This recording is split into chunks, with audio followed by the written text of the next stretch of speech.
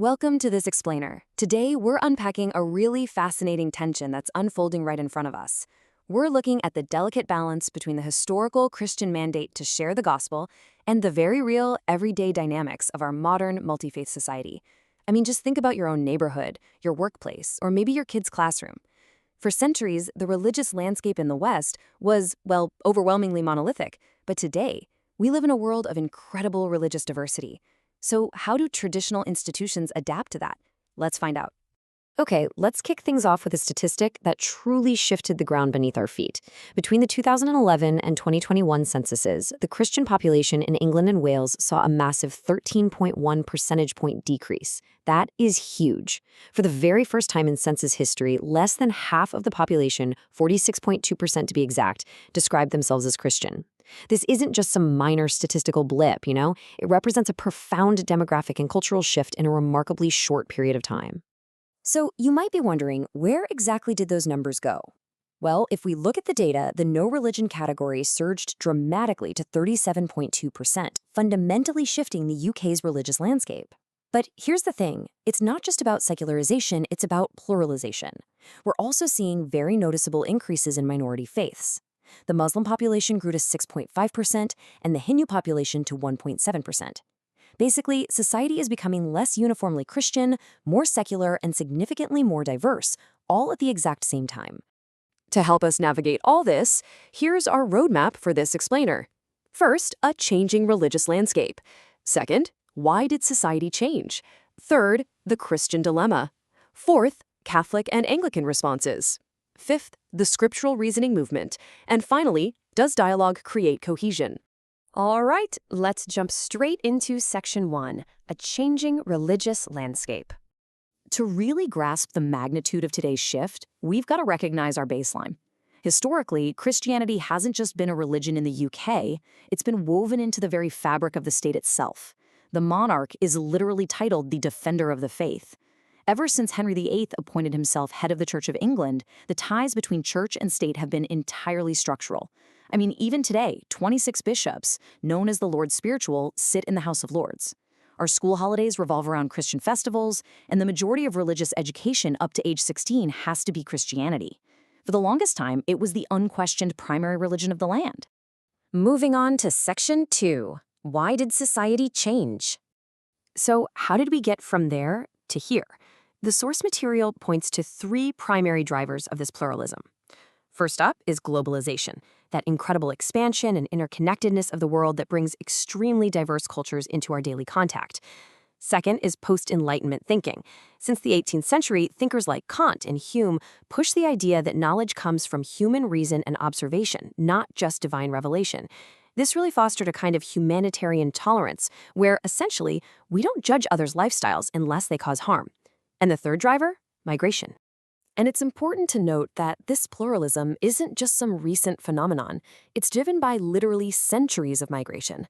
It dates all the way back to 1066, when William the Conqueror brought Jewish communities over for their commercial skills. It continued through World War II, with Jewish refugees fleeing Nazi Germany, followed closely by the post-war Windrush generation. And then in 1972, a major influx occurred when Idi Amin expelled the Asian population from Uganda, which brought large groups of Hindus, Muslims, and Sikhs right to the UK.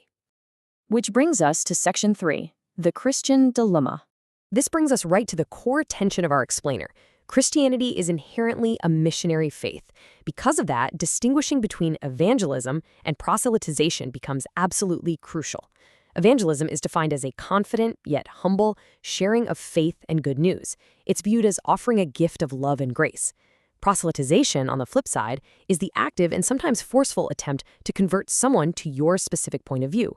In a multi-faith world, navigating that fine line between humbly sharing your truth and aggressively trying to change someone else's, that is a monumental challenge for believers today.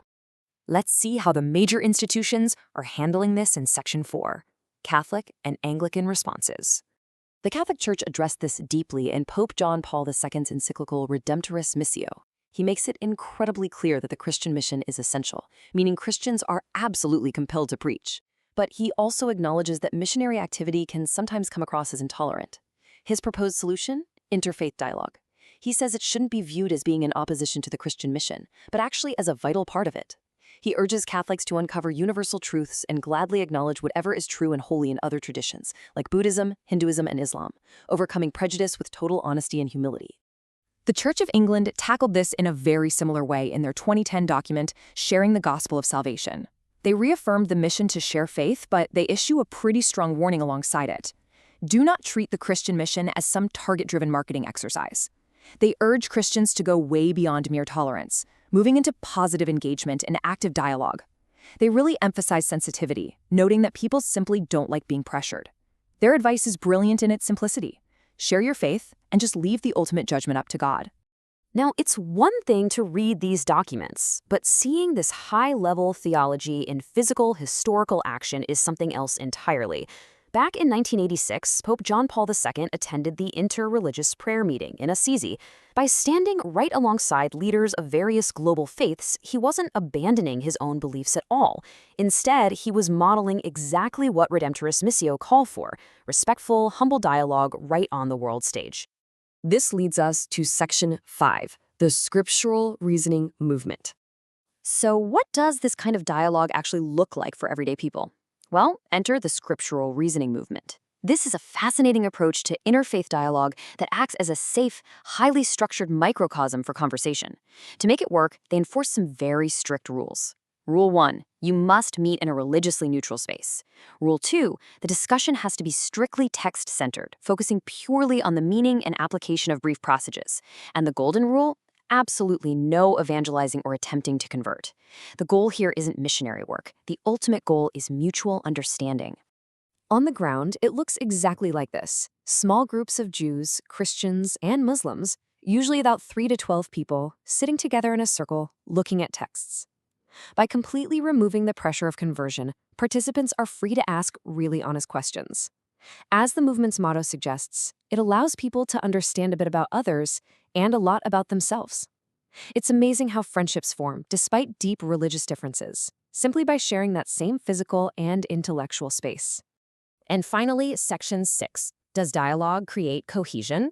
We've explored the theology, the history, and the methods, but we really have to ask, does any of this actually fix societal fractures?